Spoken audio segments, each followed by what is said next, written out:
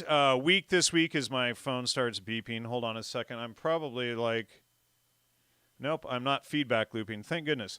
But had a great week this week at Front Sight. Got to shoot some machine guns and go through a very intensive firearms training course that was just unbelievable out there. If you've never been to Front Sight, you ought to go.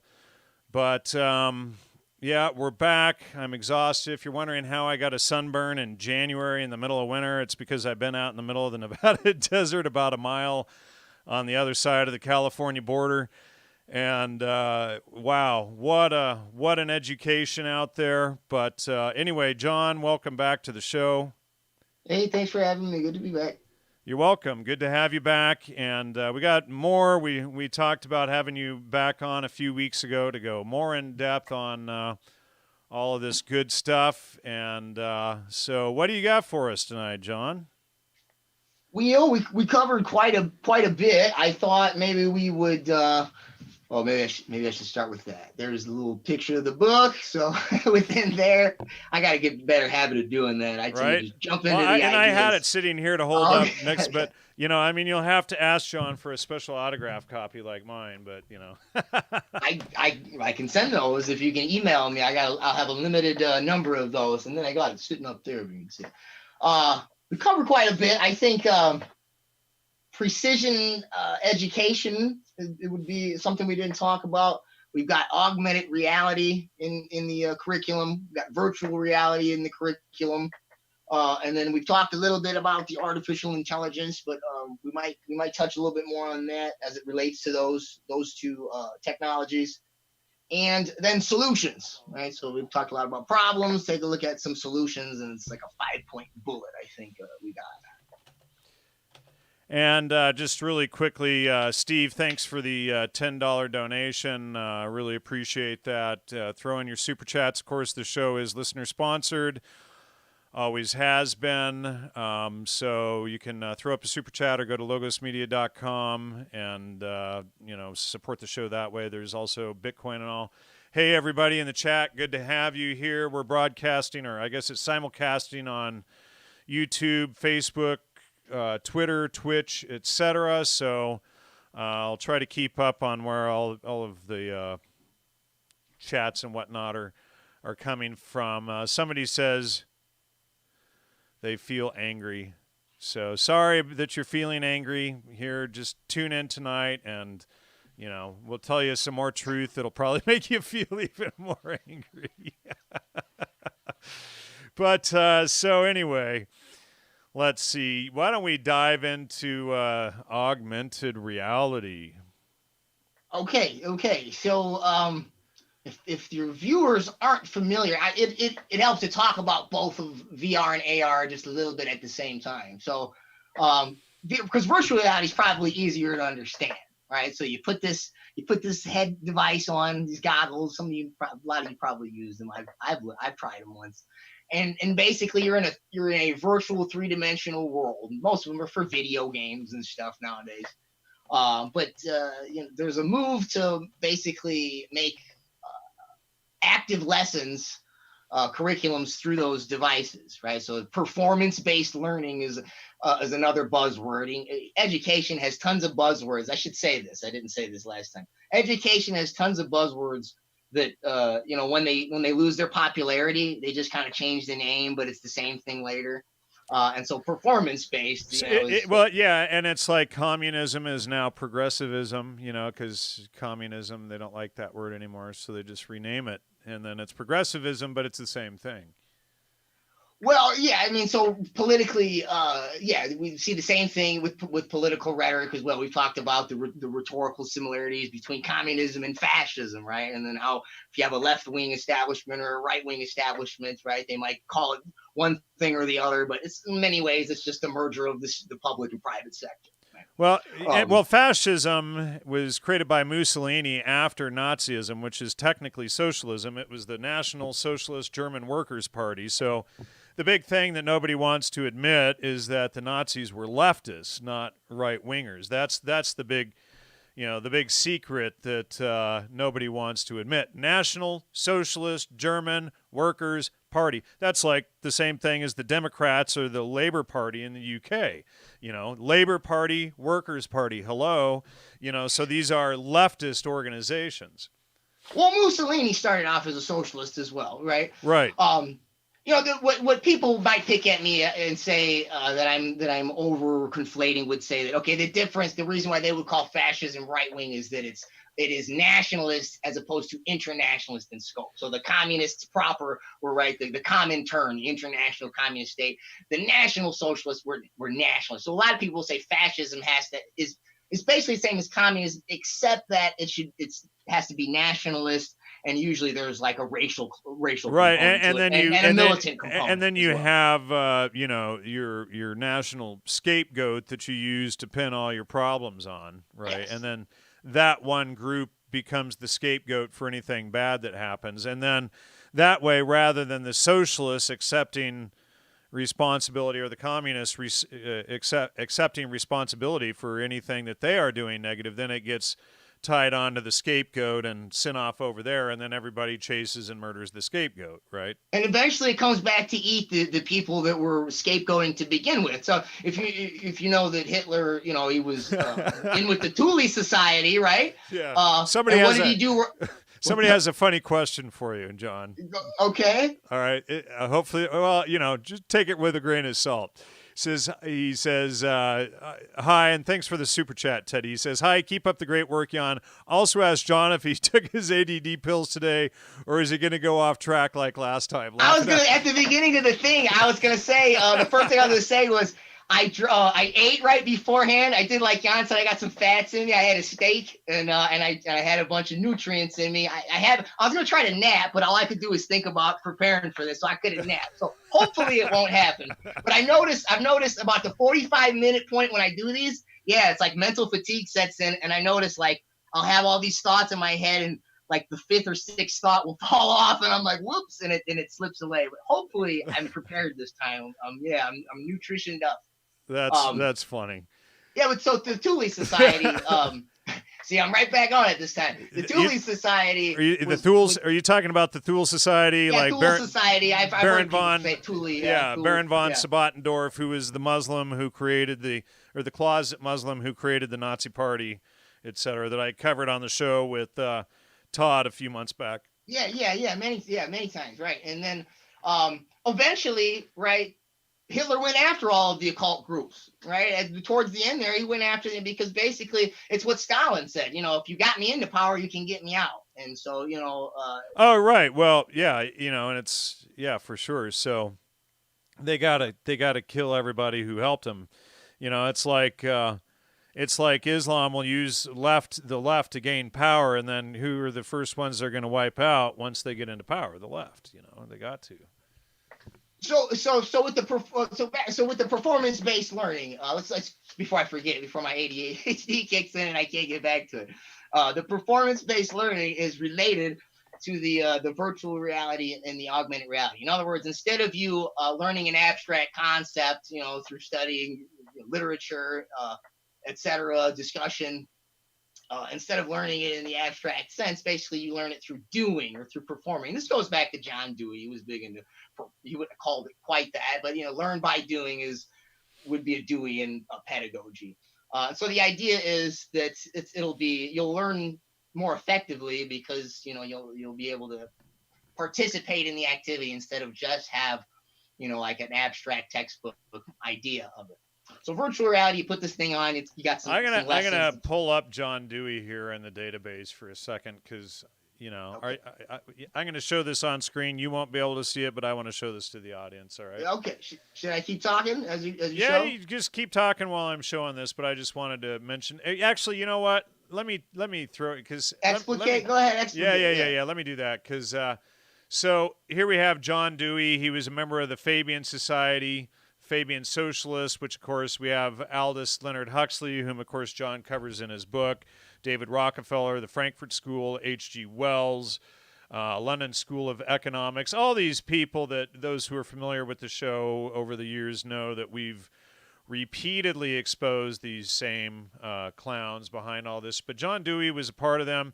He was also a member of the Century Club, which I've exposed many times in the past. The Century Club had key people in it like CIA DCI Alan Dulles, and of course R. Gordon Wasson, who is in charge of the CIA's MKUltra subproject 58, and he popularized magic mushrooms through Maria Sabina, and he created that whole fraud, using her to kick off the psychedelic revolution. And of course, another infamous member of the Century Club was, well, we haven't mentioned him for a few seconds, Aldous Huxley. And other people associated with the Century Club was Carlos Castaneda, the teachings at Don Juan and stuff. And then other well-known CIA frauds that I've exposed for years, Joseph Campbell, and who created the hero's journey and all that. He's behind the creation of Star Wars and using Star Wars to promote this whole agenda out to the public. And he was behind the CIA and SRI's Changing Images of Man project. But all of this stuff, we can, if we back up here, we can see John Dewey was right in the middle of this stuff. He's also tied under Wilhelm Wundt, University of Leipzig, where Edward Bernays went to school. That influenced the Tavistock Institute. Of course, Edward Bernays was pals with R. Gordon Wasson, whom we just mentioned, and he worked with the CIA, et cetera. So it's a great big circle jerk of the same clowns that we repeatedly see involved in all this stuff. And John Dewey was behind the New School for Social Research, again tied to the Fabian Society, Bertrand Russell, Margaret Mead, who was Gregory Bateson's wife. He was behind the creation of the CIA. These people did lots of fraudulent research and whatnot. So anyway, I just wanted to preface that with some background on what John Dewey was involved in. So back to you, John. Okay, yeah, and so I just jump in there too, and so he's also a hardcore socialist. He was also a Hegelian, and he was also it was John B. Watson got his PhD from Dewey. John B. Watson was a behaviorist, right? And he went on to work in advertising, and also, he's referenced in Brave New World, which we talk about in the other interviews as well. He's also linked to the Order of Skull and Bones, and through Daniel Coit Gilman, who was perhaps one of the most important people in education that you've never heard of, or he's certainly someone that I never heard of until way after I got out of school for whatever reason. Of course, there's a lot of things they didn't give me in school necessarily, that I learned on my own later, but that was one that, me being in education, as important as he sat on the Carnegie, I always get them mixed up. There's the Carnegie Corporation, there's the Carnegie Foundation, there's the Carnegie Institute. It's the one that oversaw science in America, right? So invested in science projects and in a bunch of eugenics stuff. He was also on the General Education Board. That was one of Rockefeller's first philanthropies before he actually had his Rockefeller Foundation. He also set up Johns Hopkins University, and then there's two others. I want to say one is Cornell, and then the third one escapes me. It's Berkeley. It's California Berkeley. Barclay is actually how you'd say what they call it. Berkeley. It's after the philosopher Barclay. But so that's So those are his links to the order. But he was all about the performance-based stuff, okay? And so that gets us back to the virtual reality and the augmented reality. Okay, so the virtual reality, it's you're basically immersed in a digital world three-dimensionally through these goggles. Augmented reality is kind of a blend of both. So if you might have seen some of these devices. You can use them on a tablet. You can use them on a phone. You can put them, if anybody has a Google Glass or one of those types of transparencies. It's either through a camera lens on a computer or through a transparency on a computer. And basically what it's doing is it's overlaying the 3D digital graphics onto the real world. So it's basically virtual environment overlaid onto the real environment. That Pokemon Go game is a good one that people talked a lot about back when it was popular. So maybe you have kids, they played with it. You got this phone, you got to hunt for the little Pokemon monster, and somehow you use this GPS device locator, and then it shows you where it's at. And when you show up in this location and you hold your screen up, if you look through the screen, you can see the little monster Pikachu or whatever the things are called, and you can interact with it. So this is augmented reality, and then virtual reality. You're fully immersed. Okay. And so they're trying to basically do performance-based lessons through these. Now, this is nothing that like is in any schools right now that I'm aware of, but it is certainly, if you read the scholarly journals that I've dug through, it is. Am I talking too loud? No. Just unfortunately, like you said, they've already got published papers, but just don't give them any bad ideas. It's like. Oh, okay. I guess my dad said I was too loud. He said, "Don't talk so loud this time." I was like, "Uh oh." Okay. I can adjust your microphone volume a little bit on this. Okay, I mean, if I am, yeah. So it's not something you're going to walk into a classroom and see, but they're ready to go with it for the most part. And Kurzweil talked about it back in the '90s. Ray Kurzweil. I cite 3 of his books in mine: Yeah. The Age of Intelligent Machines, which is '91; The Age of Spiritual Machines, which is '98; and then The Singularity is Near, which is 2000s. I'm not sure when. It might be 2000. Yeah, and he's part of the transhumanism mind op, Unitarianism. He had big influence over Jason Silva, but of course Google is another CIA-founded organization through In-Q-Tel.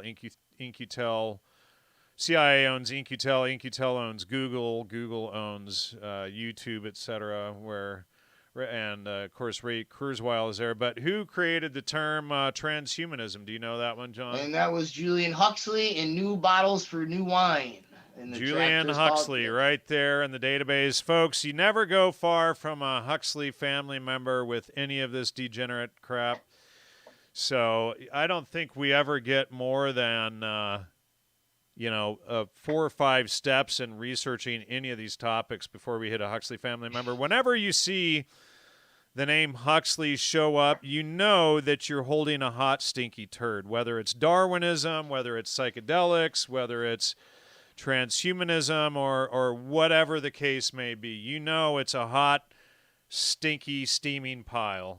I wanted to mention him when I mentioned Daniel Coit Gilman, because they were buddies, and he brought him over to give the inaugural address at Johns Hopkins University. He talked about his Malthusian, Darwinian, eugenic stuff, and when in his memoirs, which I have over here, he makes these strange allusions. This is Huxley, I'm saying. These letters to his wife about how they made such a big deal out of him when he went to Yale, and how he sat in the family of was a family member of one of the Peabodys, and the Peabodys are all tied into all these foundations, Rockefellers, et cetera. One of the big education philanthropies with the General Education Board back then. Yeah. So it doesn't. Yeah. It's those are interesting little factoids. The audience is laughing, and I don't know. You've probably heard us talk about it before, but the Huxleys come up so much over the years in research. There's like the audience has a drinking game whenever the Huxley family is mentioned. You told me that last time. Yeah, I remember. So, and you said they were written hammered last time. Well, it's not the first time, but they'll get pretty hammered in the audience there when we say Huxley so much. Now, Rainey, thank you for the super chats in there. Greatly appreciate it.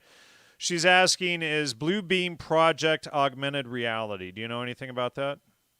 I am not familiar with Blue Beam. Let me see if I have Blue Beam in the database. That sounds like it might sound like a bumpkin here. When I hear Project Blue Beams, is that UFO stuff like Project Blue? Maybe. I don't have it in the database. I don't know. It could be fake news, but that just because it's not in the database doesn't mean it is. So I'd have to research that out. Wait. If I remember this, the Project Blue Beam, I think was the fake. It was this document. I don't know if it was legit or not, but the story I remember about it was that it was a military plan to project a fake alien landing onto the sky. Rational Wikipedia says Project Blue Beam is a conspiracy theory that claims that NASA is attempting to implement a New Age religion with the Antichrist at its head and start a new world order via technology simulated second coming.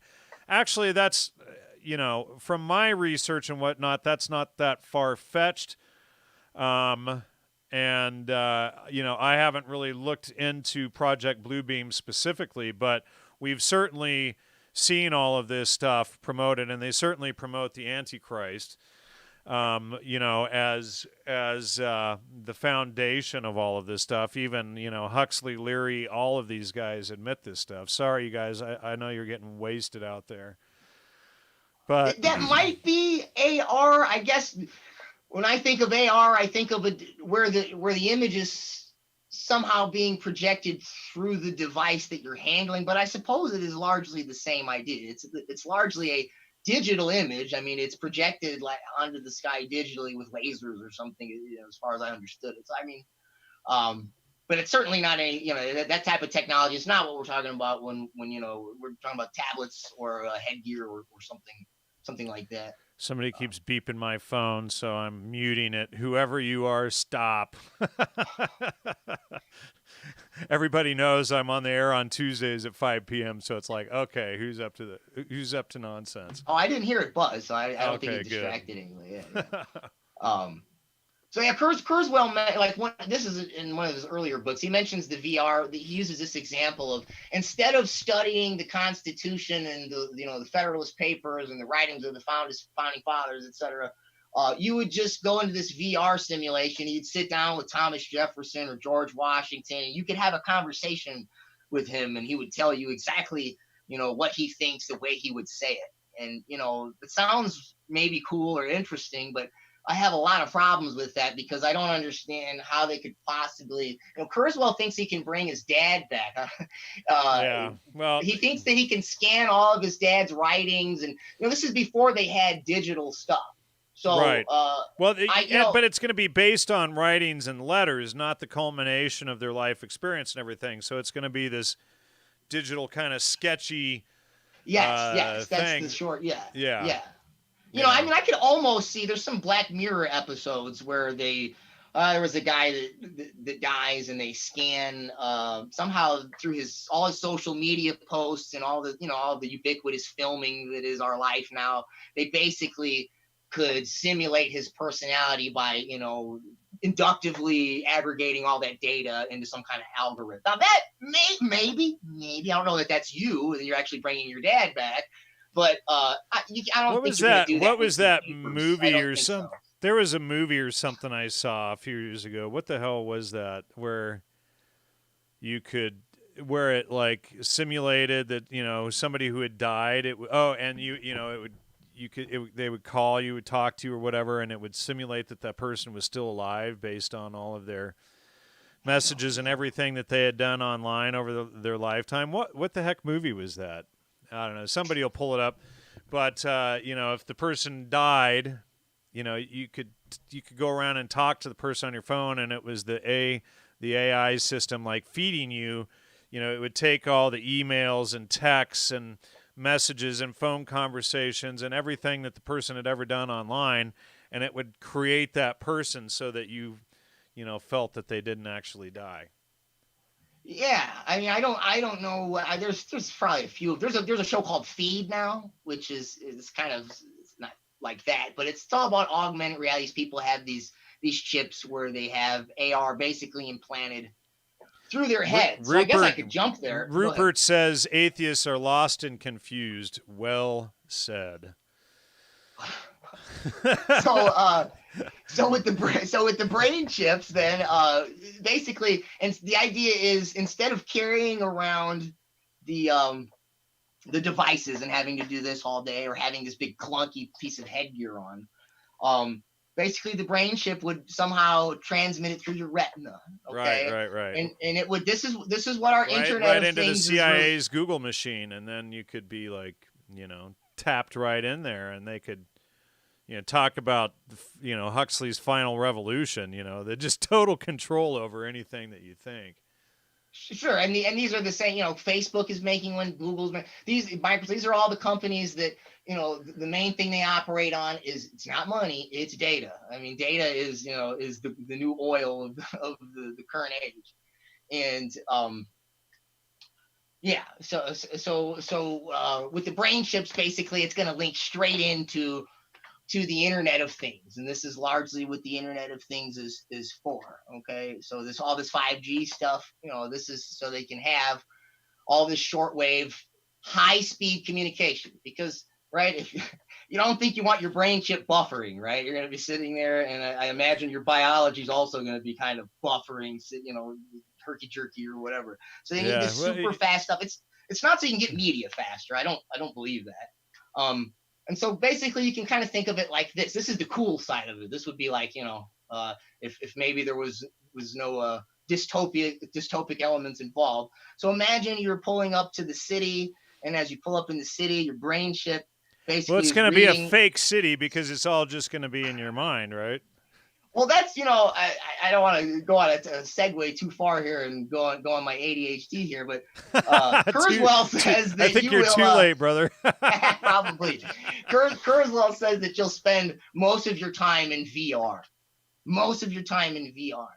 And, so that means... And whoever appealed to his authority to tell us to create all this crap to lead us down this nasty rabbit hole, I mean, my first question is, wait, if we got the scenario he uses is, hey, you're on one side of the planet, your wife's on the other side, and you can't, you instead of just calling each other, you can actually participate in some 3D environment. You can experience this person as if they're with you. But then my question is, well, if everything is so advanced, why are me and my wife hundreds of miles away from each other? Like, if everything was so utopic, I feel like I could be with her all the time, right? So, dystopic anyway, See, here's the thing is all these atheists and Satanists and whatnot can't stand. They create these dystopias because they cannot stand logos. They cannot stand truth and reality. They want to have everything. They want to be the gods of their own dystopian nightmare, and they want to take us all down with them. And you and I were talking before the show about this, the communist agenda, the Brave New World agenda, Huxley again, and the Fabian socialists along with them, is to get rid of all morality, create moral relativism, create a state where there is no good and bad, and then through the allowance of pedophilia, murder, rape, no longer having men and women's separate bathrooms, everything coming to a state of degeneracy. Through this, these idiots believe that a utopia will emerge. Actually, it's a dystopia, but a utopia will emerge, and then we'll have this new reign of freedom and whatnot through total degradation and degeneracy through the entire fall and collapse of society. So it would basically, for anybody who lives in Logos and truth, it would be a total hell nightmare, literally run by Satan, Well, there certainly is. I mean, when I just mentioned VR, I've looked at it before. I messed with it. It made me really dizzy. It was pretty cool. It made me dizzy enough where I didn't want to mess with it again. I used to play a lot of games. Is that what happened to you? Oh, with the ADHD? Yeah, I was too many video games growing up, probably. But I did. I used to play. I was one of these people, I'd spend a whole weekend in there. So I'm not going to say I don't get it all, but as they say, I grew out of it. I just grew out of it. And, But when I mention it to a lot of people, or you just kind of broach the topic, they're like, wow, to be saturated with those graphics is such an enticing experience. By the way, we should mention that Aldous Huxley talked about virtual reality in his book. He called it the feelies instead of the movies, right? So a movie is a moving picture. Well, for Huxley, you sat in these devices. This is 1931, by the way, and you put your hands on these things, and instead of seeing the picture moving, you felt it. And what were they watching? I read it several times till I realized what it was. It was a porn, and they're talking about how you could feel the bearskin rug on you because you were in the position of one of the lovers, I guess you'd say, right? And so this is 1931. They had set this thing called Sensorama, and I believe the 50s or the 60s. It looks silly. You can Google it. It looks super silly. It's like a big box type thing. It looks like one of those old arcade machines that we used to do in the 80s. It's got the big console with the joysticks, but you put your face in it and you sit on it, and it's got these gloves. And so it tries to interface with all the different, the five senses. And that was the 50s or 60s. Okay. And then so again, with all this stuff, this is if I say the VR, if you haven't seen it, it's not in the classes yet. It's like, well, that sounds like, some wild stuff, but it's been long in the making, and it's here and right around the corner. But And Ray yeah, Kurzweil is here to, see, first what they do is they make life miserable through all this social degradation and stupefaction and dumbing down of education, all this other stuff. And then they say, well, since life is so terrible, since we won't leave you alone with your family to have your own life, why don't you upload yourself into our freaking computer? Hey, we're here to save you. First we create the problem, now we're going to offer you the solution. Thanks Ray Kurzweil and Joe Rogan and all these people who promote this crap, Well, and then where I was kind of going is that a lot of people, like you said, virtual reality is way cooler than reality, don't you know that? Like it's oh yeah, because you can just make it what you will, because when you know what the word, if you know the words that the world is made of, you can make of the world what you wish. to quote some Terrence McKenna horse crap. Yeah, sounds like I remember that. I was trying to think. To a didgeridoo, you got to boom, wow, wow, wow, I'll admit that, like, the first time I used it with the, I was in the spaceship, and then you're up over this planet. I mean, it's exhilarating. It was pretty exhilarating. Like, so, in some ways, I guess, the initial experience, it's a little more surprising than the real world. But, then there's other games that were on there where it was like, you're just cooking. You're like cooking. So it's cooler. It was somehow moving around these three-dimensional hamburgers on this three-dimensional grill that was all cartoon and digital, was somehow supposed to be fun. I mean, maybe some people like cooking, but to me, it's a chore and labor. So it's like, in real life, it's labor and a chore, but in the virtual world, it's fun and it's a game. And, right. and that's on a larger trend, what they call gamified learning. It fits into this VR AR stuff. Right. Yeah, you don't have to actually go out and learn the real facts of culinary arts and the science behind all the merging of the different chemicals that are in the foods and whatnot that create these flavors. You just do it in a virtual world. Amy says those are fun. I don't know if she's talking about what we're talking about, I'm guessing, but it'd be like front sight virtual world. It's like, sure, there's all these shoot 'em up games and blah, blah, blah and whatnot, but it's not the same as getting on the ground and going through an intensive firearms course and learning all that stuff hands on. It's, you're not going to come out of a, VR thing having the same skill sets and whatnot. Well, I think they feel that they can make more people learn if they just make it funner. If they just made it like it was the funnest thing in the world and you never wanted to stop doing it, then everybody could learn, right? And in essence, they want to remove the hard work and I'll use the word suffering that comes into achieving anything of a meaningful nature at a high level. And it doesn't matter if that's exercise physically or, learning something abstractly, intellectually. I loved writing this book. It's researching things I'm interested in, but especially when I have a deadline too. Guess what? I mean, there was times I didn't want to write it. I was tired. I wanted to go to bed, but I did it. And that's part of being a human. That's part of reality. That's part of truth. Right. But,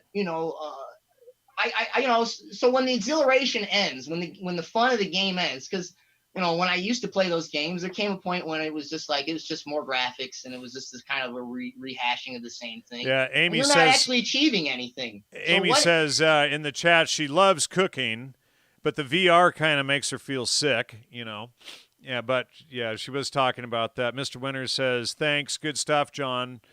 And he's got to run around and do some stuff, but he'll try to listen. So thanks for the super chat there, Mr. Winters. Appreciate it. And thanks for everybody participating in the chat there, too. Oh, thanks to everybody that bought books, too, because I did notice that I can't see the specific numbers, but the metrics, I noticed that many people bought books both times. So thank you, whoever that was. Yeah, let's, where did people buy your book again, John? So we can do that at Trine Day. I had it up here and I don't know what happened. Trine TrineDay.com Day, or you can go to that other big place. There it goes, Amazon. Um, it's on Barnes and Noble's distributor and Target distributor. I mean, but Trine Day is more for us. But I know some people got their right away accounts on Amazon and all that. Right. And their discounts and all that. And I'll just call up Chris Milligan and harass him over there. Harass him just a little bit there. Just a little. Well, he's under. They're doing mercantile games with him right now, so don't harass him too much. Oh yeah, what are the mercantile games? Yeah, kind of messing with distributors and stuff like okay. that. It's kind of weird, wonky stuff that is, you're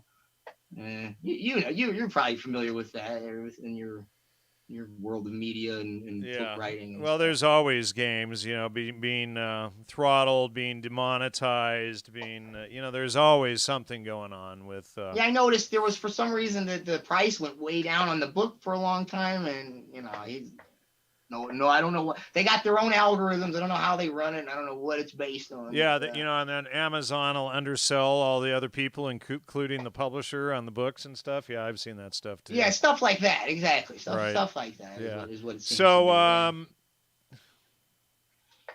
precision. Wait.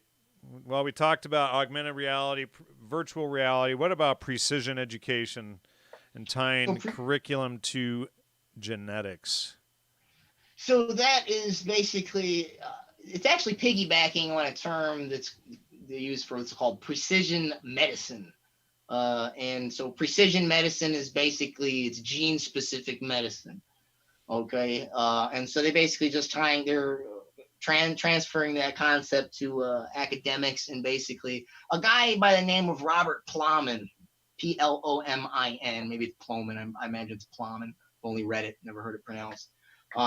He is one of the larger proponents of it, and essentially he feels that we've talked about on the previous shows that your curriculum, you can be tracked either into an academic pathway or a career pathway for workforce training, and that could be based on your responses to the software and how quick you answer the questions and how well you answer them. But Plowman's saying that before we even start there, we should actually check out your brain IQ, right? And so your genetic IQ. And the thing with that is it's sketchy, because there are many genes that they are looking at that they say contribute to your IQ. Right, and I want to say it's close to 50. It might be, it's 50 or 500. It's there's a 5 in there. I don't have my numbers in front of me. But so there's that part. But then there's also the other part with something they call the Flynn effect, right? Which makes whether or not we both, clearly there are people who are on the what we today call the spectrum, right? So different autism spectrums. And so, we clearly, physiologically, that there are cognitive differences in people. I'm not going to say that that doesn't exist. But if you look at largely what we would call bell curve statistics is what we're talking about when we talk about IQ and genes. Okay. And that's, the famous book by Charles Murray and the other man who's no longer with us. So, on a bell curve, the idea is, right, it's kind of generalized that most people fit into this is the idea of the bell, statistically, most people fit in this fat part, right? But then there's always outliers for any race, right? Or they'll do this with female versus male sex, gender, etc. Right. But I think that in some ways, first of all, there's lots of questions about how accurate the tests are, whether they're actually measuring genes or environment, and also I think that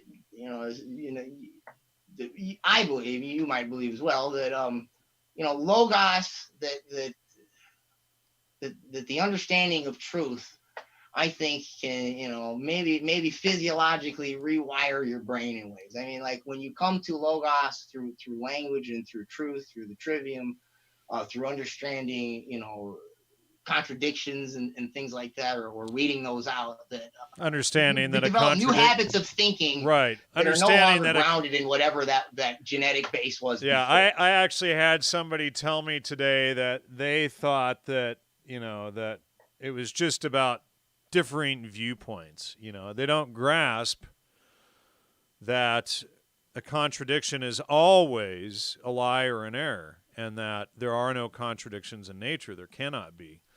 And so once you grasp that, that's the foundation of beginning to really learn logic and critical thinking, because once you can accept that reality is real and cannot lie to you, then you have something to build from. So what the left does, what these programs do, is to say, quantum physics, etc., is to say that, well, reality isn't real. We live in a quantum world. It's primacy of consciousness. The world is a reflection of you. You are not of reality. Reality is of you. So they flip everything backward and inside out and upside down. And in quantum physics, well, there isn't one reality. There's 12 realities. And you could be living in these simultaneous realities all at once, So therefore, you can't know anything. It's just, everything is relative, right? It's Einsteinian. And it talk about the relativist fallacy, which is, the relativist fallacy is, what's true for me isn't true for you, and, we have like a different reality. We might have differing points of view, but we're viewing the same reality. And so this is really hard for people to grasp when they start, because, well, there's so much befuddlement out there today to try to occlude and occult that reality is real. That's why they don't want people to understand the Bible and the New Testament, etc., because it teaches you that reality is first and foremost real, and that all of this other stuff is based on lies. So then what they do, and I'll let you hand it back to you, what they'll do from there is they'll say, well, all of this stuff that our ancestors taught, that's all nonsense. All your ancestors all throughout time, they were, even though they were successful and got you here and created you, they were a bunch of dumb freaking morons, right? And so you have nothing to learn from your ancestors and all these high societies that they created through Christianity. That's all dumb nonsense. You can't know reality. Therefore, listen to us. And Oxford said, last year, they put out this thing that now we're in the post-truth era, right? So they come out with the modernist era, blah, blah, blah, all these different eras that they come up with. Now we're in the post-truth era. So that's basically saying that truth doesn't exist. Now we're in the era of Satan. Yeah. So, and then another thing with why I think that, that it is not that your intellect or your cognitive ability is not genetically determined. I'm not saying that there's no genetic basis to it, because obviously you have to have a brain to think, right? But another part of logos and understanding truth is understanding that that truth is most often outside of your passions and what you feel. Or at least sometimes it is, right? Now that sounds hilarious, right? But it's a profound thing for some people who are actually in this state where, see, the people that say that, everything is relative. John, my feels, brother, my feels. Well, you're hurting my feels, dude. I'm offended. The idea is to say that both sides are okay is in order to be able to justify your feelings, right? So that you don't have to say, oh, wait, you mean that this is wrong and I should actually act or think differently? It's a profound moment, myself included, because I was this is a wild man. I still am in some ways, but I was certainly a very wild man once upon a time. And, when you realize that you don't have to be a wild, like that you don't have to be whatever feelings you have, that you can actually think higher than them and outside them. Yeah, well, ride them like the horse. When my son was about 6 or 7, got him this little science project, and it was like you put these little balls, or I don't know, it was like a chemistry thing, and you had these little hardened balls, they're like little tiny things, and you put them in water, and it created this slimy jelly mess, so we put this in the big jar, and he got to create this big thing of slime he got to play with, right? And so, for a number of years after that, whenever we sat down to think about something, it's like, okay, so these are your emotions and these are the facts. So what we have to do is we put our emotions in the slime jar, and then we look at the facts, and then once we're done looking at the facts, we can open the jar and let the emotions back out again. But when you're thinking, the emotions need to go into the slime jar. And the liberals, the leftists today, they think that their emotions are the same and equivalent to the facts. They have no capacity to differentiate between facts and truth and their emotions, right? So they think if they put on, when we were kids, if you wanted to be someone else, you put on underoos and you ran around the backyard and you thought you were Superman or Spider-Man or whatever. But today, people put on whatever outfit, and then they think they're actually that thing. And then they want to pass laws to force everybody else to be a part of the delusion, right? It's no longer you in the delusion. It's, well, I'm actually Superman. I'm actually, it's like the latest thing was that I saw, I think yesterday, was this 40-some-year-old pedophile is now going around saying he's an 8-year-old girl, and anything against him is hate speech. So when you get to the place where you realize that you don't have to be your feelings, that you can actually go to that.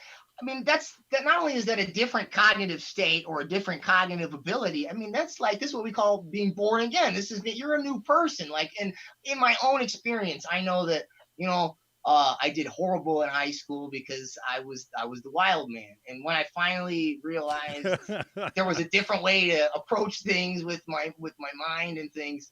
And by the way, still working on it, right? It's all the time. And you're cringing when you grace all the time, I notice, right? You cringing when you say that.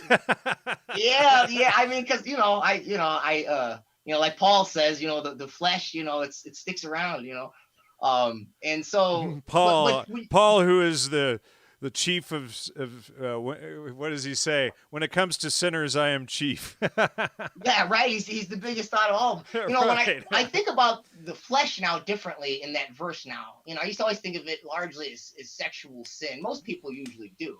But now that I've thought a lot about the socio-emotional learning technologies and how basically they equate emotion with nervous system algorithms. That's the flesh. That's the flesh. And that's that thing when you feel it, right? When you're upset, you're frustrated, right? Or you're depressed and you're in those feelings. It very much is a physiological feeling. But when you realize that you don't have to actually be that there's ways to come above it, that's a new way of thinking. And so, those are my philosophical reasons for having a problem with the precision education. But the other part is then, on top of that, is that there is also the possibility of an environmental effect. Okay, this is a thing called the Flynn effect. James Flynn, I believe is his first name, does a lot of IQ statistics. Charles Murray, they basically look at the same statistics, but they basically come to two different conclusions. And Charles largely says that it's basically your genes, although he admits some environment plays a factor. And Mr. Flynn basically says the opposite. It's mainly environment. The reason he says that is because, the reason why they have two interpretations is this. The Flynn effect is such as this. Every once in a while, every several years, they have to recalibrate IQ tests, which by the way, is another reason why I'm not super comfortable with any of that philosophy of it being determined. Okay, so when they recalibrate these, though, because what happens is everybody starts to do better at these tests, so they have to make them. They up the difficulty somehow, and what happens is the spread tends to be the same ethnically. Okay, and so the numbers that they calculate is that what they call white people, which is a really vague term, is at the median at 100, and then people of color would be progressively lower, 90, 80, 70. Okay, and then up in the above 100 would be East Asians and Ashkenazi Jews. And so when they switch that spread, they see that and they go, oh, Charles looks at it and he goes, look, the difference between races is the same, must be race. But Flynn goes, but look, everybody went up, so that means your IQ can go up, so must be environment. Okay, I think that, you know, in a civil society, in a democratic republic where we don't believe in a caste system, that if we go with precision education, like this is a genetic caste system, you know, and so you know, I am not a statistician, you know, I am not a biologist, so I know people might say, you know, poo-poo on my philosophies, but I am an educator and, you know, and I'm sort of a philosopher. So those are the reasons why I have a big problem with what they call precision education. Right. Well, Rupert in the chat says, and the millennials will have a hard time with this reference, but we'll try to explain it. Disconnecting emotion from logic is like using the clutch in a car. And for those of you who don't know what a clutch was, which is most of you back in the days when most cars were stick shift, the clutch was what disconnected the transmission and the wheels from the engine and then allowed you to shift into the next gear. So, yeah, it would be like, you know, you disconnect the engine from the wheels so that you could shift or whatever. But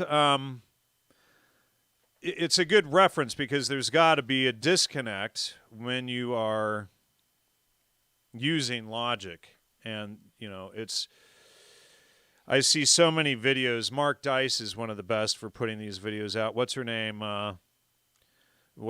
Bennett or whatever. Kaylee Bennett. I forget this blonde girl who won the lawsuit over firearms. I forget. What's her name now? Geez, now I'm forgetting it. Not familiar. I'll see if I can find it very quickly here. I may not be able to, but I posted some of her stuff last week. She had won some lawsuits. It's not coming up fast enough here. Just a second. Oh, here we go. Well, I can't remember her name. I'll show her on screen. Maybe that'll be good enough here. Hold on a second. It's just a freaking commercial. All right. This girl right here. You know, she is now I just lost my freaking point. But where was I going with that? I'm not familiar with the story, so I'm not sure how that. Well, you know, she's just out there she's constantly doing videos exposing, I know where I was going with this, exposing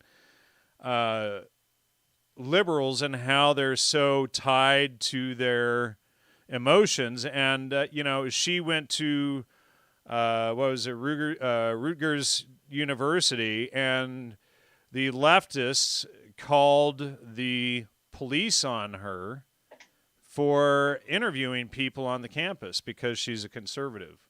And, you know, they were, you know, there's one woman in the background just repeating, "This is the spot of John Communist, what's his name?" And, you know, there's like, this woman is just repeating over and over and over for 15 minutes the same line about her communist hero and how this little brick area that she was speaking in was dedicated to this communist guy. And this woman is just going on and on for 15 minutes repeating the same thoughtless mind programming that she had been told, being against freedom of speech, being against conservatism, being against anything that wasn't a part of this, you know, her emotional outlook on life. And there's just, you know, they have no ability to disconnect their emotions, you know, and they were also saying that she couldn't be there because it was a black area only and all this, you know, racist stuff.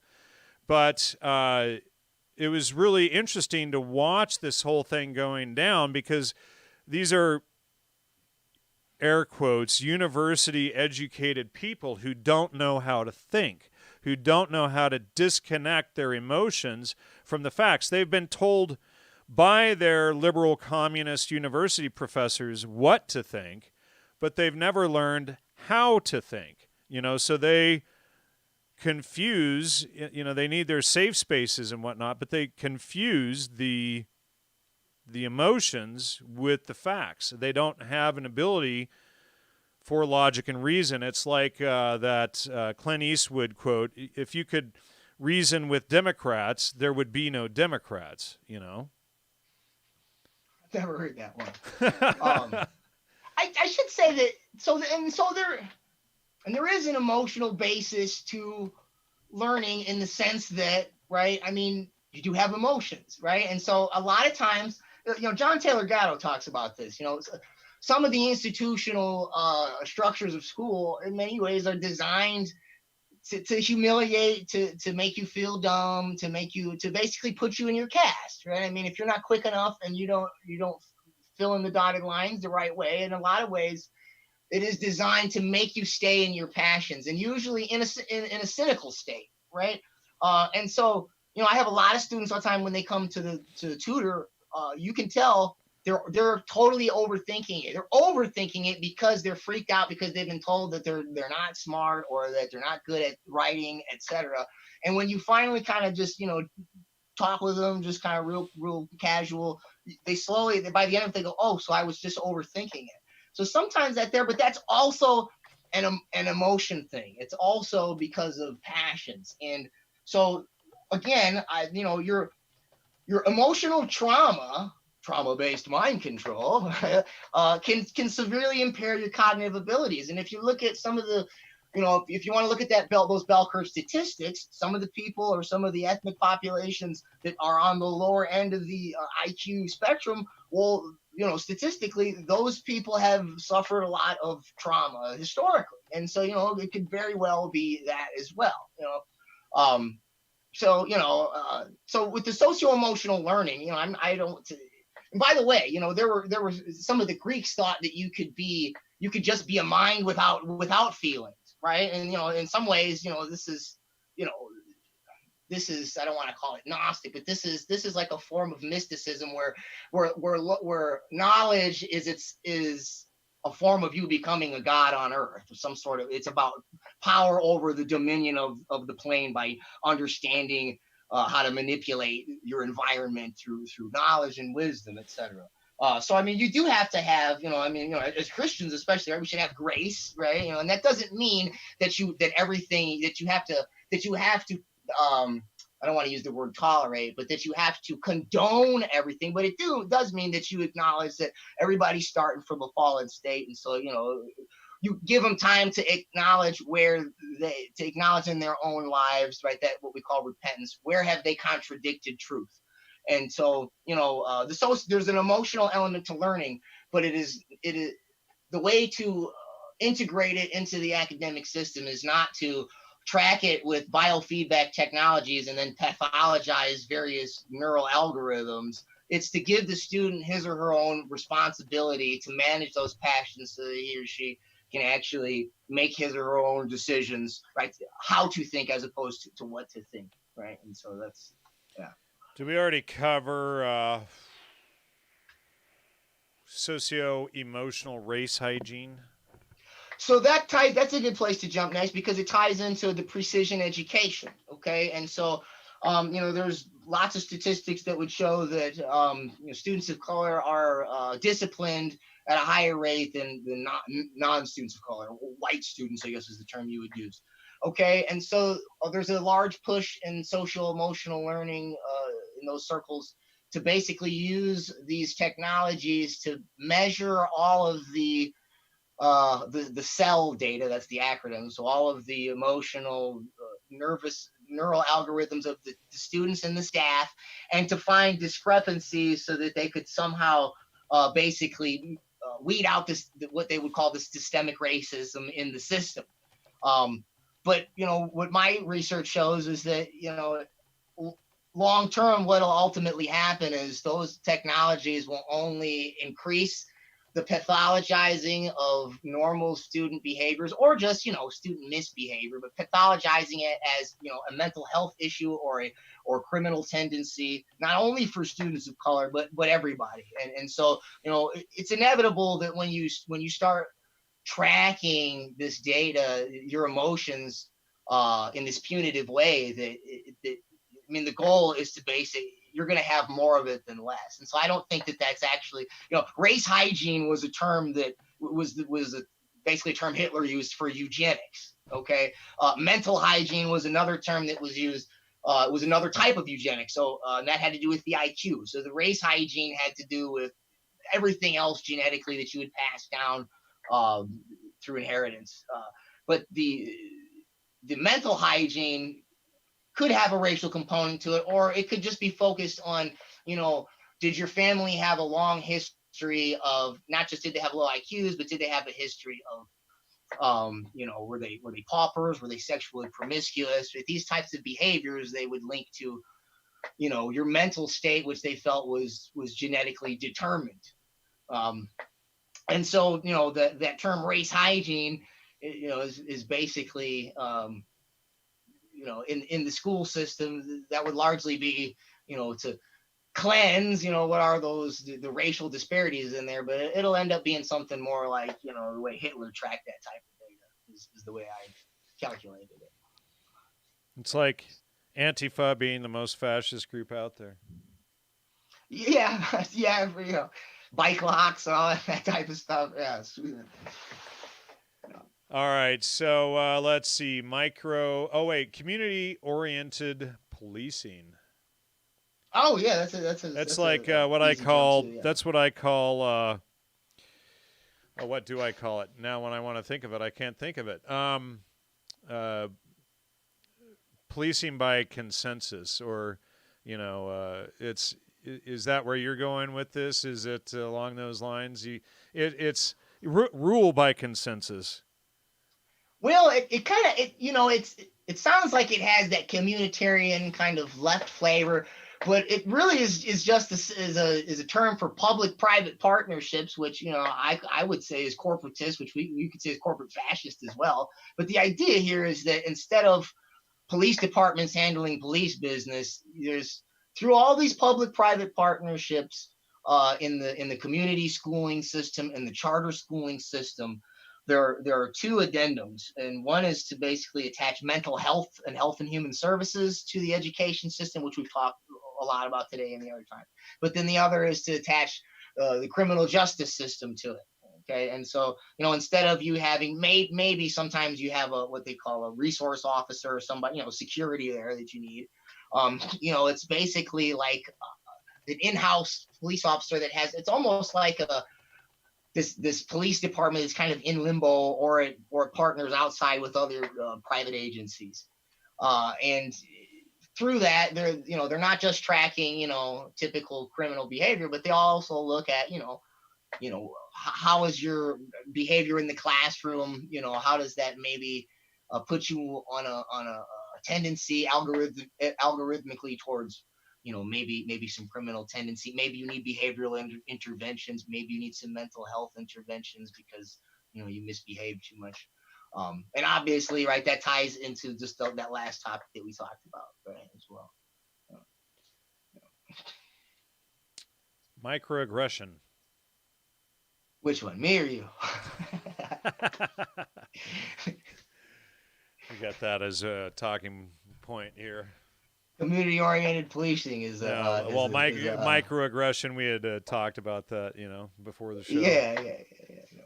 You want to go on? Yeah, I suppose that. I mean, so the term is, used to refer to, like, if you say something, you use a word in a totally, mundane context that you have no intention of meaning something, and then it, because of, your identity politics that are represented by your gender or race or whatever, that word was therefore a microaggression to somebody else. And right, they, you have offended them and, violated community standards or something like that. I get what we talked about was, is this like the high-tech version of the microaggression, meaning like, not just the words you use are microaggressions, but like if your heart rate is too fast, or right, your galvanic skin response, your skin conductivity, the electricity is too high on it, or some blood pressure is too high, your facial expressions, the facial recognition algorithm doesn't like your face, you're frowny too much, right? That's a microaggression, all that type of stuff. Yeah. All right, let's see. Let's go into solutions for all of this stuff. We lay out all these problems with education and all the hyperbole going on and whatnot, and all the eugenics and the dystopian Huxleyan steaming piles of what. What are the solutions? Okay, so I have a 5-point plan. Okay, and thanks to my publisher Chris Milligan for making me do that, because I don't know, I'm focused more on the problems than solutions. Sometimes I was gonna end it there, and he's like, no good, man. Don't just freak people out, right? He's like, give them some solutions. And actually, it's what made me really dig into a lot of the Trivium stuff, more than I actually had any kind of my very surface knowledge of it prior. But so the first one is to maintain local control and to maintain public control of local control of your schools. That means locally elected school boards. Okay.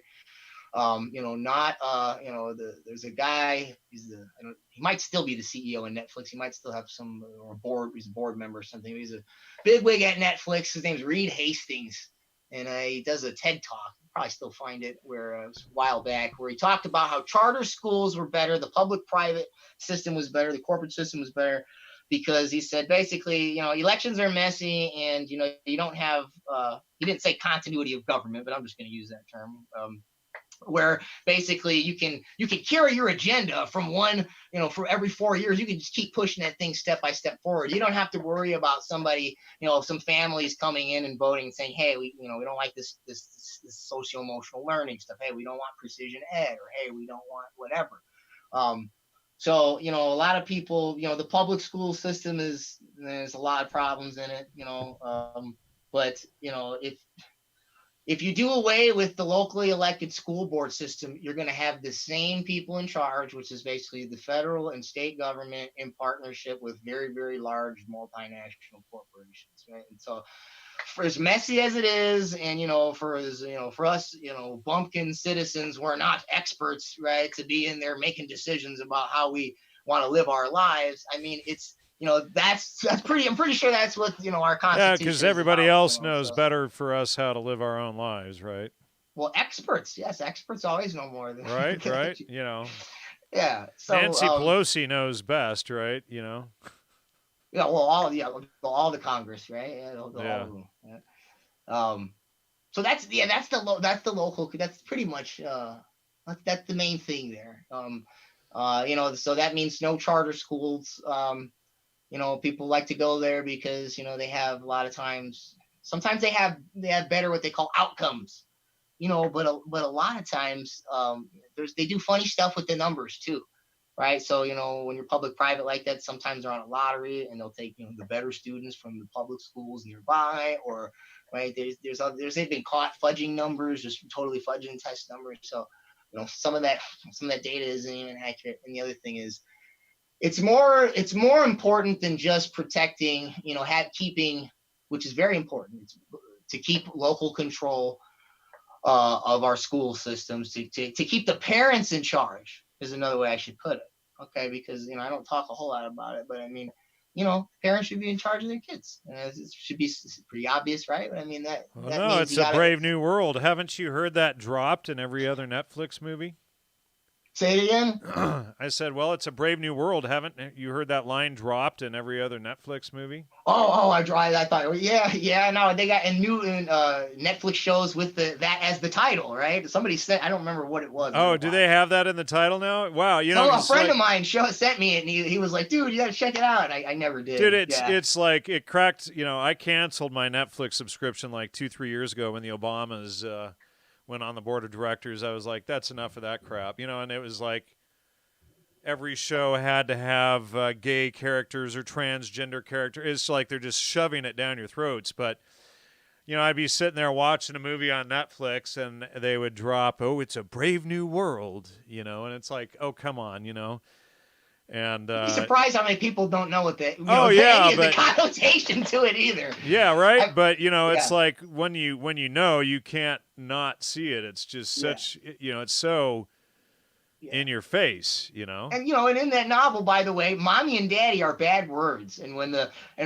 world controller comes out and he's teaching some of these new students, they're going to get ready Well, to take over. you got to have gender neutral. It's parent 1 and parent 2 now, so they did get rid of mother and father, mommy and daddy, right?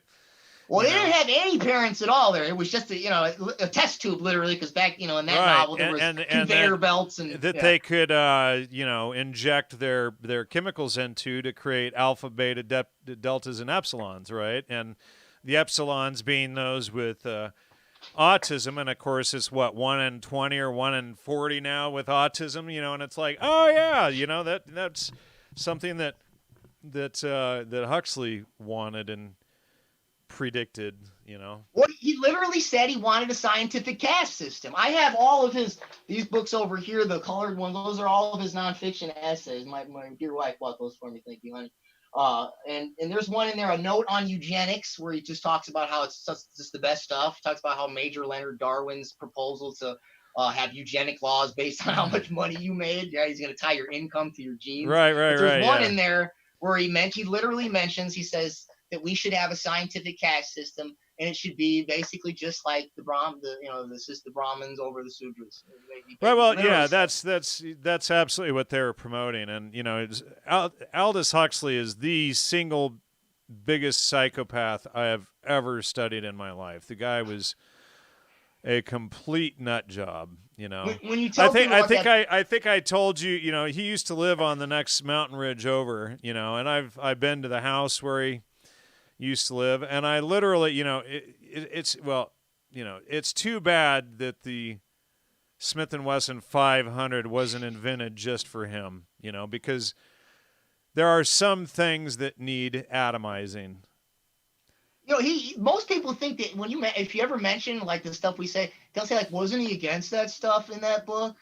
And it's a dark warning. Comedy. It's a warning. Yeah, it's like Eric Blair or George Orwell's 1984. Well, Eric Blair was a student of, for those who don't know, Eric Blair was George Orwell's real name.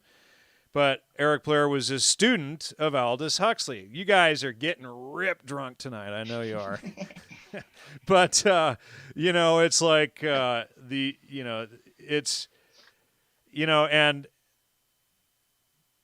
Eric Blair's version was rule by force, where Aldous Huxley's was rule through mind control and through cognitive submission and getting rid of the chains and getting people to think that they were free when they weren't.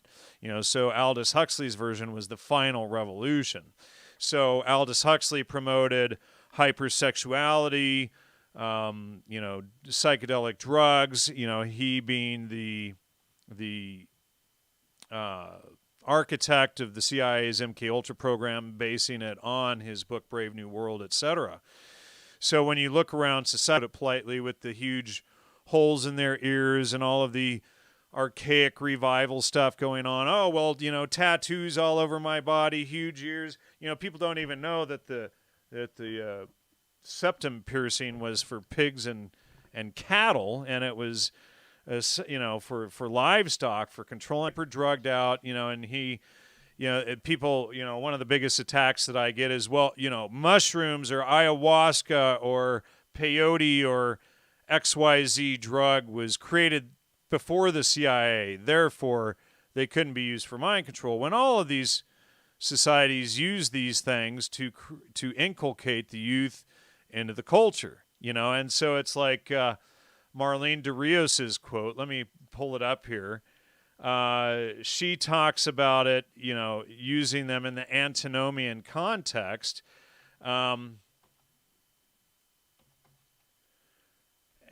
she says psychedelic substances like ayahuasca create a state of hypersuggestibility in which persons are very open to being influenced by others. Many traditional cultures have utilized this condition to inculcate cultural values and behaviors in young people as they receive initiation into adulthood. In the West, counterculture, follow what the word means, counterculture, countercultural values can be inculcated in youth or in young people when using these psychedelics, especially when using them in an antinomian context. And of course, antinomian means against Christian values, or of or relating to the view that Christians are released by grace from the obligation of observing moral law. So in other words, they want to use psychedelics to promote the fall of humanity. There's a reason why the Bible opens in Genesis chapter 3 with a warning about eating the fruit of the tree and the fall of humanity. So, you have Aldous Huxley and Tim Leary talking about rolling on the floor with laughter over the use of these substances. So this is from Leary's book Flashbacks, and it's a conversation between Leary and Aldous Huxley. Sorry, guys, I don't know if you guys are even going to remember this conversation tomorrow. Your hangovers are going to be so bad. But he says, these are evolutionary matters, and this is Huxley talking to Leary. They cannot be rushed. Work privately, initiate artists, writers, poets, jazz musicians, elegant courtesans, painters, rich bohemians, and they'll initiate the intelligent rich. Okay, there's a conversation about Huxley tying it to rich people. That's how everything of culture and beauty and philosophic freedom has been passed on. Of course, that's just sophistry and nonsense. Your role is quite simple. Become a cheerleader for the evolution. That's what I did and my grandfather before me. He's referring to Thomas Henry Huxley, who is Darwin's propaganda manager, or Darwin's bulldog, promoting that horse crap. These brain drugs, mass-produced in laboratories, will bring about vast changes in society. This will happen without you or me. All we can do is spread the word. The obstacle to this evolution, Timothy, is the Bible. Tim, I don't remember any discussion of brain drugs in the Bible. Timothy, have you forgotten the very first chapters of Genesis? Jehovah says to Adam and Eve, I have built you this wonderful resort eastward of Eden. You can do anything you want, except you are forbidden to eat the fruit of the tree of knowledge. Tim, the first controlled substances. Aldous, exactly. The Bible begins with fruit and drug prohibitions. Tim, so the fall and original sin were caused by the taking of illegal drugs. By this time, Aldous was chuckling away, very pleased with himself, and I was rolling on the floor with laughter. This is while they're dosing, apparently, is what they're talking about? They're talking about using, they're talking about promoting the drugs to the kids to create the fall of humanity so that they can mind control everybody through the rich and elite. This is Aldous Huxley's idea of the final revolution. And then going to this quote, why would Aldous say the obstacle to this evolution, Timothy, is the Bible? They state, the first controlled substances, exactly. The Bible begins with food and drug prohibitions. So the fall and original sin were caused by the taking of illegal drugs.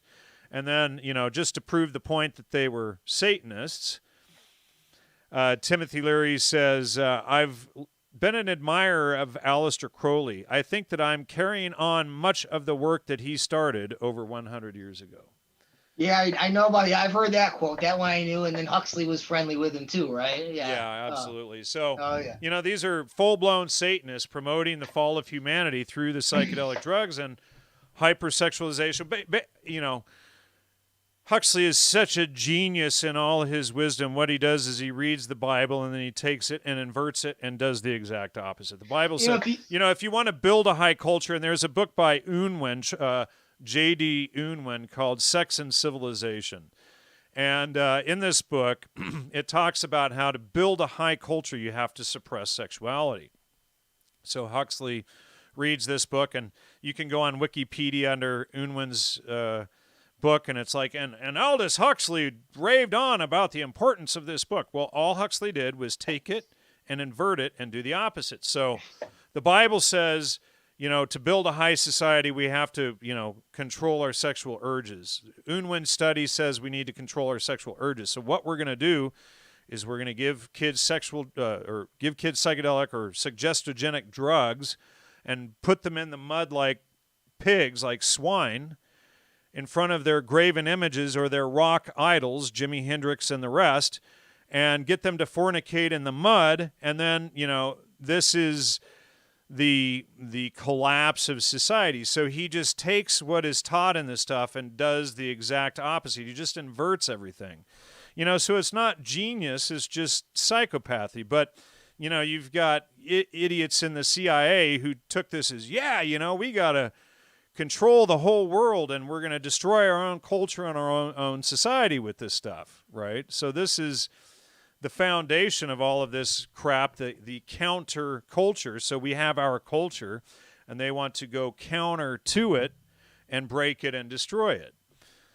So as you know, Aldous Huxley wanted to dumb everybody down as much as possible and get them doing all of this behavior to wipe out our society. And then he and his Fabian socialist nitwits would create this new dystopian Marxist nightmare through this system. So this is what we see in progress all around us for those of us who've read the Bible and can actually see it. And for everybody else, they think that, transgender and butt sex and whatnot is their and doing as many drugs as possible is their greatest freedom.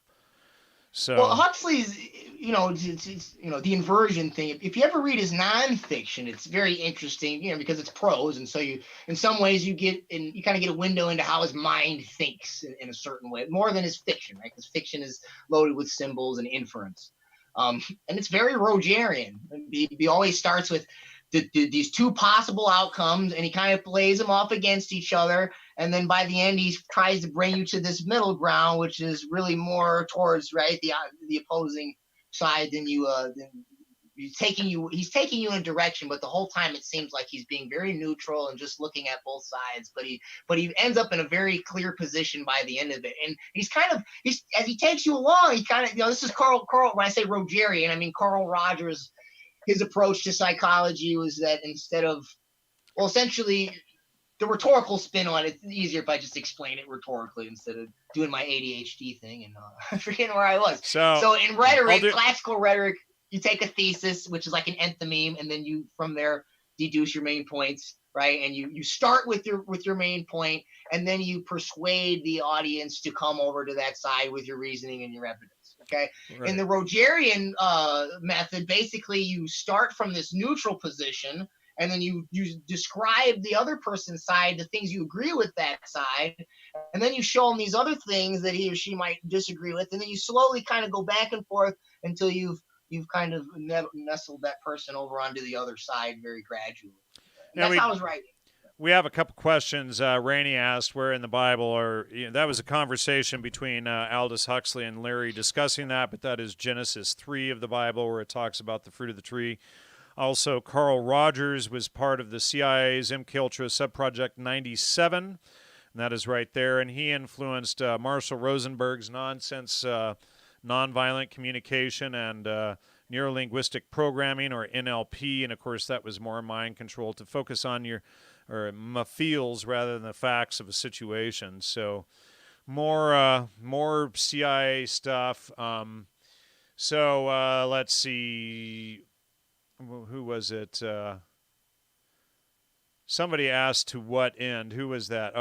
Stephen Thurman asked to what end. All of this is about social control, social engineering, control of by the few of the masses. That's really what it comes down to. And getting, it's mind controlling people. It's getting people to believe lies rather than following truth, following logos, which is what you and I have been discussing here, John, throughout this three-part series. So, it's all about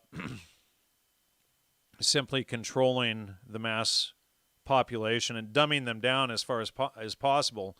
And we're going to get into another solution here in just a moment, but in the 1800s in the single-room schoolhouses, the solution was teaching the trivium, and we created one of the highest cultures ever in a matter of decades by teaching the trivium in these single-room schoolhouses, and that was a big no-no. So in the early 1900s, they wiped out the single-room schoolhouses and created this system of grade education that we have now, whereas the reason why the single-room schoolhouses were so good was that the older students taught the younger students, and by the time they finished 8th grade, they had the equivalent of what would be a or a bachelor's degree education today.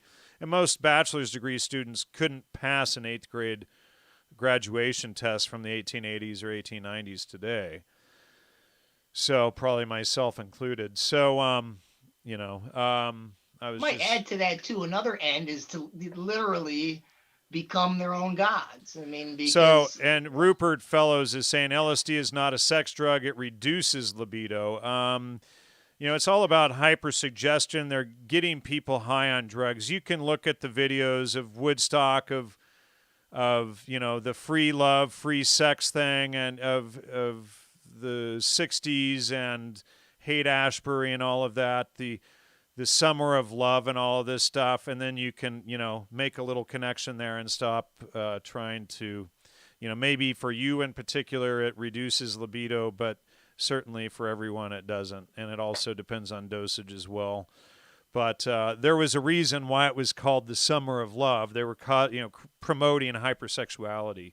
The same, that's why they all the naked girls and boobies everywhere at Woodstock and all this stuff. And you can go back into my archives in the earlier shows. I went to Woodstock and did a whole bunch of shows exposing all of that and the fraud behind that and whatnot. So the same people involved in Woodstock as Aleister Crowley, who was the guy we said earlier. I'm already forgetting now. What was his name? Rogers? Oh, Joseph Campbell, this Yeah. clown here. Joseph Campbell lived at the Maverick Festival at Woodstock. He lived there, Woodstock, New York, and he was behind the creation of a lot of this stuff. So these guys all work together. He was a big Crowleyite, while Aleister Crowley was on Esopus Island in the Hudson River about 20 miles away, painting on the rocks, "Do what thou wilt is the whole of the law," which, of course, is an Islamic reference. Islam worships will, whereas Christianity worships logos. And so all the Satanists worship will. Islam worships will. But at the Maverick, it was their creed was "do what you want to," which is the same thing as "do what thou wilt." So this guy Joseph Campbell, he's made into a hero, ironically, the hero's journey, but he was a big time psychopath and nut job. But Star Wars is based on his stuff. So anyway, let's get into. Did we talk about digital student? Let's talk about abolish psychological conditioning next. Yeah, so that means two things.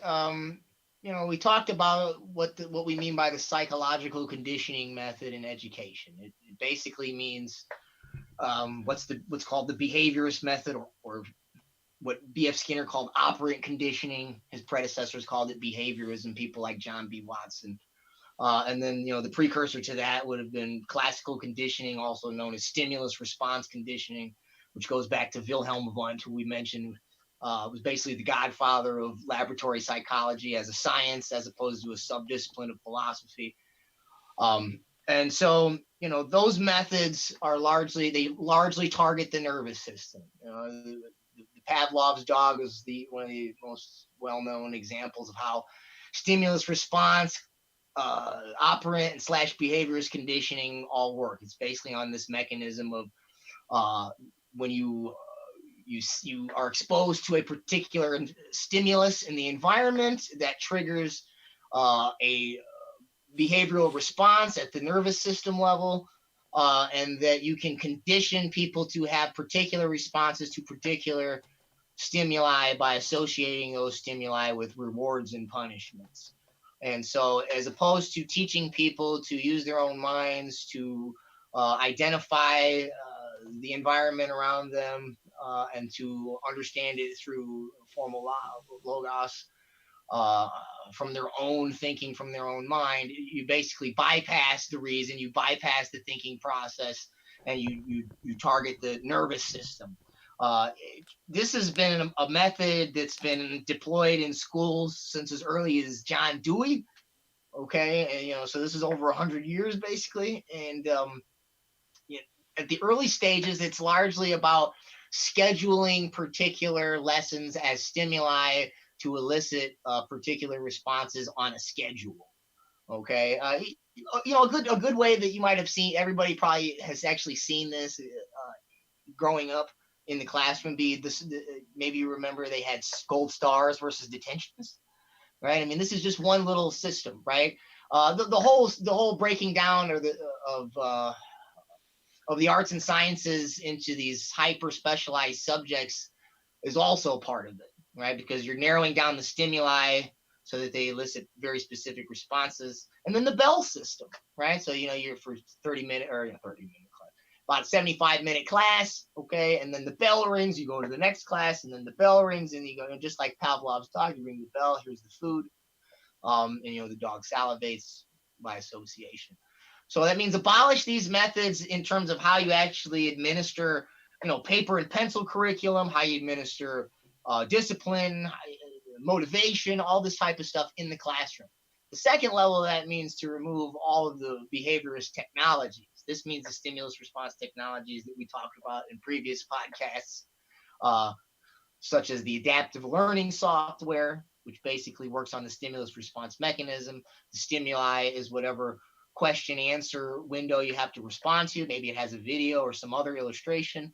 Okay, then your response, based on your response, the speed of it and the accuracy of it, it'll give you an algorithm, and that algorithm will therefore track you either into academic curriculum or career pathways workforce training curriculum.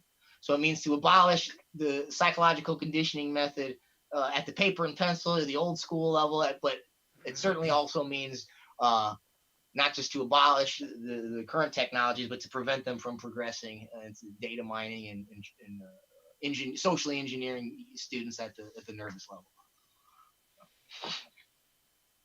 Digital student privacy. So digital student privacy means, I'm not a Luddite. I mean, we're on the internet right now. We're using technology. I mean, this stuff is good in many, many ways. But we have to have privacy. We have to have some kind of privacy moving forward here. I mean, if individual rights and you having sovereignty over your own consciousness in any way in a democratic republic where you actually get to have your own free will means anything, then you have to have the Fourth Amendment. You have to have a certain standard of privacy.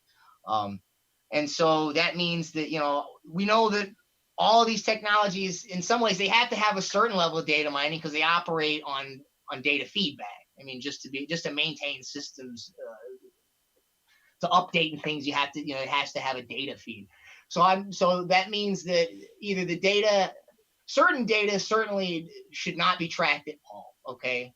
But some data, if it absolutely has to be tracked, it needs to be stored as a medical record or a HIPAA record or something like that. I'm also not against, using behaviorist methods. This has actually been shown to be used for people that do actually that are on the spectrum. Okay, some of these methods have been shown to work. I've had people that actually work in some of the places that are also against it, but there's literature that says that it works. But insofar as we're going to use any of these new technologies, biofeedback and stuff like that, there could be good uses for some of this stuff. It has to be treated as a medical device and a medical record that only the doctor should see, and it shouldn't be being passed from teacher to nurse to the school resource officer, etc.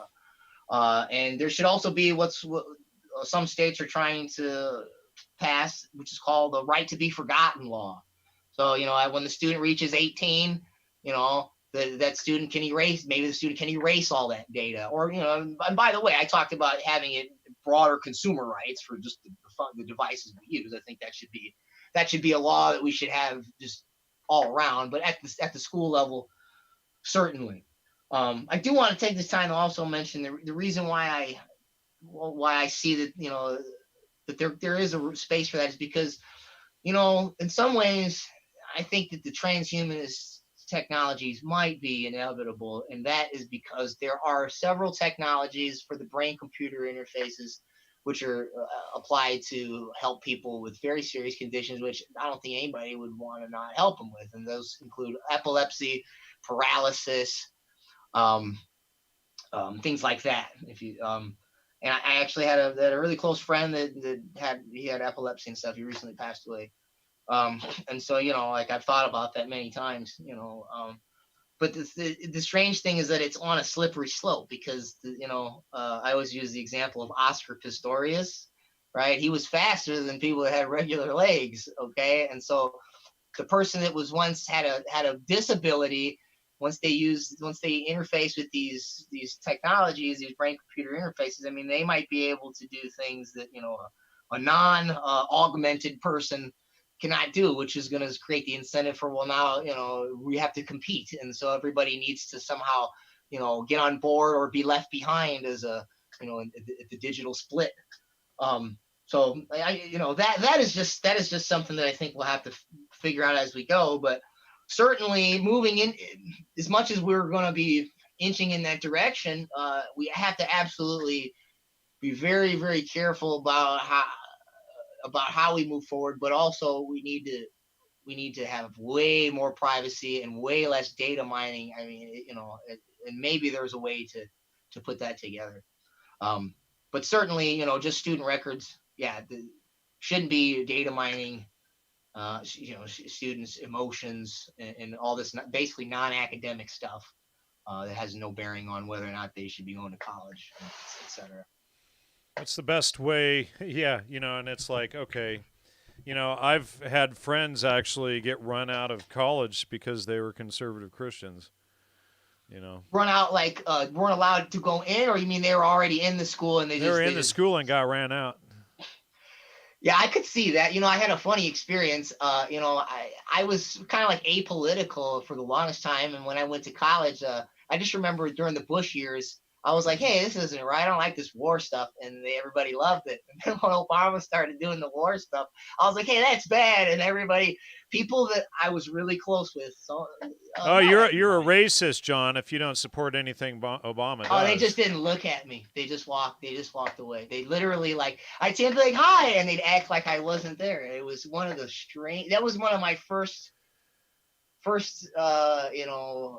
understandings of, yeah. When you have a black Muslim president, you can't have, thinking is just not allowed, right? Well, I mean, it for a lot of people, it was a dream come true. I mean, and it symbolized a lot of things in a lot of ways. There could be a lot of positive things. I mean, just the idea that, right, we finally had a black president. But I mean, right. It's like we talk about, let's apply the same standard to everybody. War is right, bad for you Bush. Should, yeah. War is bad for Obama. Well, Obama did 10 times more airstrikes than George W. Bush, And, of course, nobody wants to admit that. Of course, they want to be the party of peace and whatnot, but nobody wants to admit that. I lived in Serbia in the 90s with my ex when the Clintons were bombing Serbia, And, it was like, the everything that I saw on the news versus what was happening on the ground was totally different, and that was when I really woke up to how much the mainstream media lies about foreign policy, and it was a real eye opener watching the Clintons at work on the ground over there, Let's get to how do we get back to the basics with all of this? So okay. Oh yeah, we're on. Okay. Yeah, so that means going back to the classical method. It means going back to the trivium, basically, right? Grammar, logic, rhetoric, right? Understanding, right? The basis that what we just talked about, right? Right. That truth means you apply a standard to the same standard to all. You don't think with emotion. Yeah, it's not the relativist fallacy. This only applies to the white guy and not the black Muslim guy, etc. Yeah, and I looked at in that chapter, yeah, I largely juxtaposed it. That chapter is very philosophical, and I juxtapose it with, the new system is what we would call deconstructionism, right? And so, it's not just the behaviorist method. The behaviorist method is basically targeting the nervous system, like we just said. But then, there's also an undergirding philosophy that goes along with this, and this is called deconstructionism. And it has other flavors and other branches. There's stuff called thing theory, object-oriented ontology. They all are on this same spectrum of what you often call moral relativism, or just relativism in general. Okay, but we talk about logos, and they have a term. They call us logocentric, and you're supposed to be text-centric. And this is a term they use. It's a deconstruction. Essentially, what it means is that, right, the meaning is not grounded in the truth of reality. The meaning is grounded somewhere in the text, but the text is actually an artifact in space and time relative to the person that distributed it. So it actually has different meanings depending on who reads it and when they read it. Right. That's the opposite. And you don't want to ever fact check their citations and their work or anything, because then you expose their intellectual academic fraud and whatnot, and that's never good. But see, in logic, the first axiom of logic is that reality is real, and then you work from there. But for this nonsense to work, they first have to attack reality and say that it's all relative based on time and who wrote it and whatnot, and never mind the person's agenda who wrote it, and if they were lying or telling the truth, if they were fudging their citations, etc. So you ignore all of that. You ignore these academic circle jerks that we talked about at the beginning of the show, or I don't know if it was before the show started, but all of this stuff ends up playing into it, but they don't want people to know how to think. They want to tell people what to think, and that's the major difference. Universities used to teach people how to think, and in fact, in the single-room schoolhouse days, people were taught how to think by the time they were, 13, 14 years old. And so this is why in the 1800s you had kids that could run corporations, whereas today, most kids can't, accomplish much of anything, right? So it was, and people, it was a rugged life. You went out and you went out and you helped the family, you went out and you farmed, you ran the cattle herds, you did all of these things. You didn't think that food was something that you got from the grocery store out of a wrapper. You went out and you grew and raised your own food, and it's like, people today are so emotionally driven that they think that their food is an emotional issue. Oh, well, I don't want to kill this. It's like, it's my cow. Oh my God. I'm just, it's a chicken. Oh my God. If I just eat this soy burger, the world will be so much better. Oh my God. So they don't even get that all life comes from the consumption of other life, and it's just how it is. And stop eating my cow's food, with your vegan and vegetarianism. My cow needs that stuff, But that might be a good place to actually to jump into number 5 then too, because metaphysics, right? Like right. a first cause. Right, metaphysics is not the new agey stuff that you find in the new age section in the bookstore about. It's the part that comes. It's the part that comes before physics, metaphysics.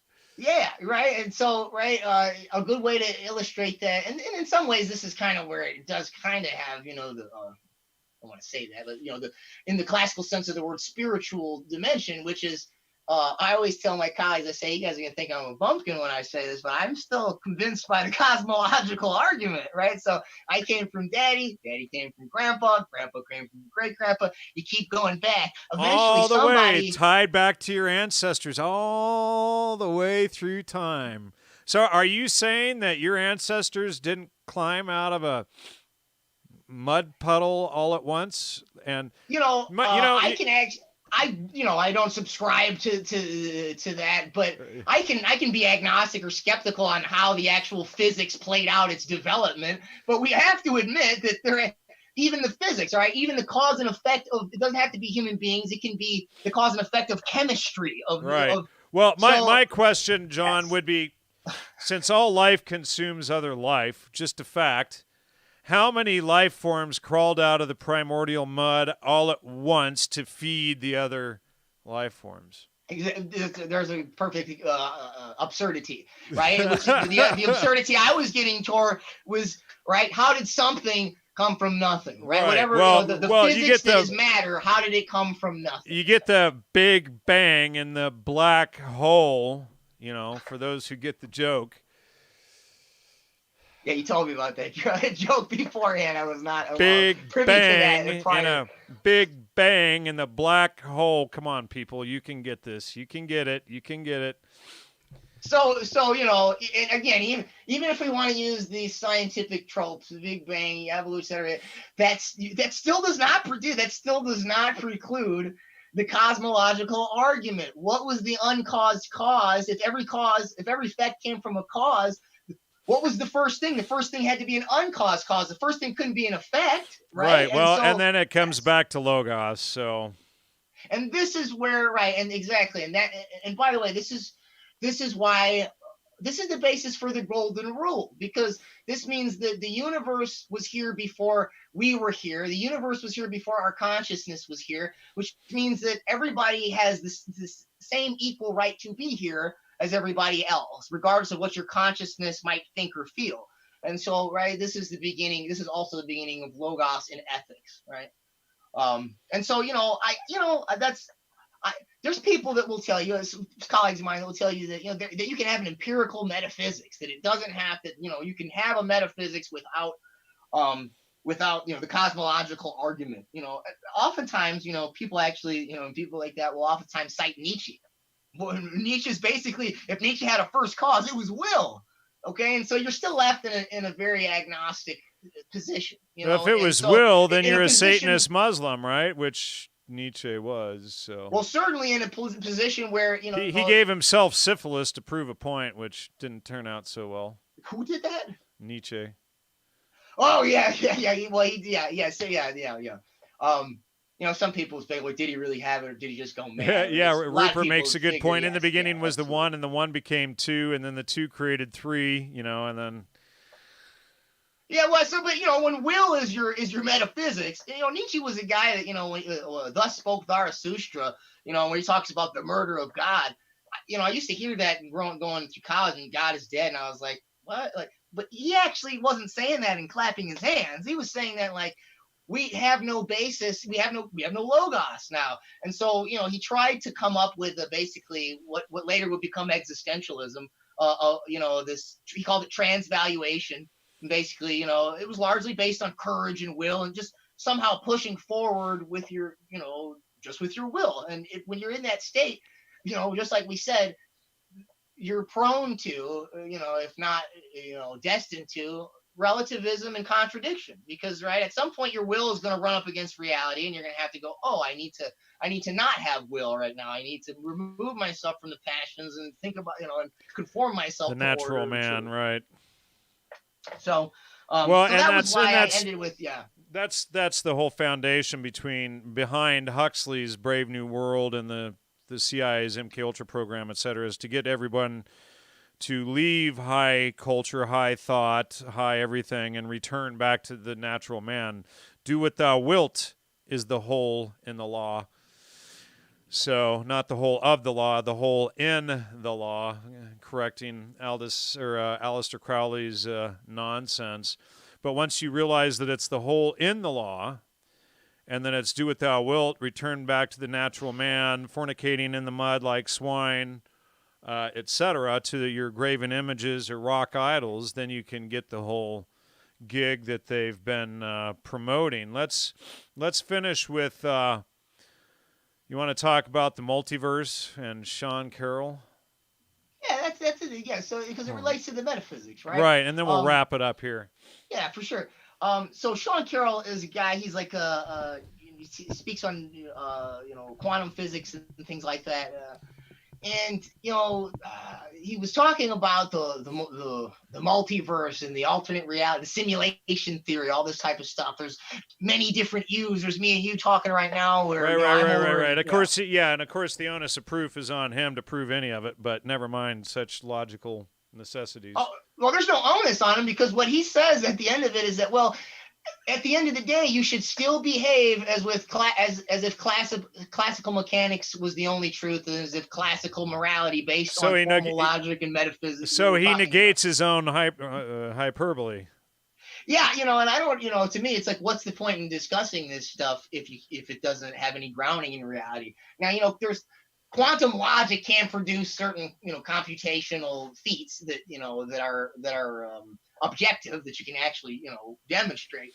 But, when you start talking about, right, the simulation theory, what it seems like to me is propaganda to get everybody excited about living in VR for the rest of their lives. But yeah, for him, he basically says, not only does he refute his own stuff, but he essentially defers to what we're saying. He says that, you should basically behave as if there is one truth that comes from a transcendent cause that everybody has to conform to objectively through grace and civility. Hold on a second. I was just responding. So, that's a good place to wrap it up, I think. You got any more you want to add? No, I think that's a good place. Did I ADHD? I did. Well, I didn't, but I'm going to go real fast, but I go back to the Internet of Things on the AR. So what I was saying was the cool thing would be you drive up to the city, your brain chip is in, and as you pull up to these buildings, little pop-up menus come up in your retinal feed, and they'll tell you how many people are in the building. Is there traffic here? When you see people in public, their Facebook profile will pop up, and you can know all the stuff about them. You can figure out whether you want to talk to them before you even have to breach conversation, right? And so then, of course, the Trojan horse, though, is then you're being tracked nonstop biologically. But yeah, that's all. I'll stop there. And then thanks again to everybody that bought books and stuff. Yeah, and buy. You're welcome. And buy John's book, School World Order. Hopefully, y'all got a lot out of this series. And thank you so much, John. Thanks to those of you who threw up super chats during the show, Mr. Winters, Rianne, there's a number of you who did, or Rainey, a number of you who did. Much appreciated, as well as, who else? They're all in there. Anyway, appreciate it so much, all the support and love. Please hit the subscribe and get your notifications as well. And please donate to the show through Patreon and also through, and I'm throwing the links up there right now, which are down in the show description. You can also go to logosmedia.com and whatnot and subscribe and donate there. We can't do it without you. Been doing the show for 12 years, and of course we are running on the backup channel because of Steve Outram's bogus copyright claims to try to shut down my channel after his many years of harassment and trolling and all the things that he does with his... what do they call those things? LARPers and whatnot. He runs teams of trolls and whatnot that go around and harass different hosts. But hopefully the main channel will be back up soon so we can live broadcast from there again soon. I will upload this episode there. It's, like I said earlier tonight, this is also being broadcast on Facebook, Twitter, Twitch, here, etc. I think it's being broadcast on four places on Facebook. So anyway, thank you everybody, and have a great night. Thanks again.